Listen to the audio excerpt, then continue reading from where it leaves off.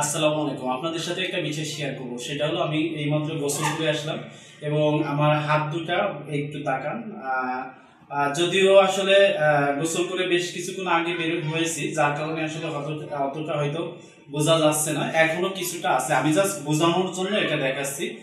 আমি একটা ছবি নিয়ে আপনাদেরকে আরেকটু ভালোভাবে বোঝাবো। সেটা হলো এখান দিয়ে যে অনেকটা উঁচু নিচু এরকমের একটা অমসৃণ ভাব তৈরি হয়। আমরা অনেক সময় পানিতে ভিজলে এরকমের একটা অমসৃণ ভাব তৈরি হয়, উঁচু নিচু এরকমের হয়। এখন এটা নিয়ে অনেকে বলে যে ভিটামিন ডি এর অভাব হলে তখন যদি পানিতে অনেকক্ষণ ভিজা হয় এরকমের হয়। আবার কেউ কেউ বলে যে এটা রক্ত স্বল্পতার কারণে, অর্থাৎ শরীরে রক্ত কম থাকার কারণে এরকমের হয়। আসলে মূল বিষয়টা কি?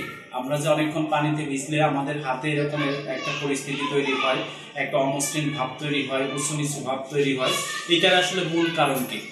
গোসলের পর হাত ও আঙ্গুল এভাবে কুঁচকে যাকে প্রুনি ফিঙ্গার বলা হয়। রক্তনালী সংকুচিত হওয়ার ফলে ত্বকের সামগ্রিক আয়তন হ্রাস পায়।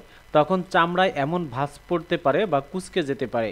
এটি একটি স্বাভাবিক প্রক্রিয়া। আমাদের সিম্প্যাথিক নার্ভ সিস্টেম আঙ্গুলে এই পরিবর্তন ঘটায়, যাতে ভেজা পরিবেশে গ্রিপ বা ধরার শক্তি বাড়ে।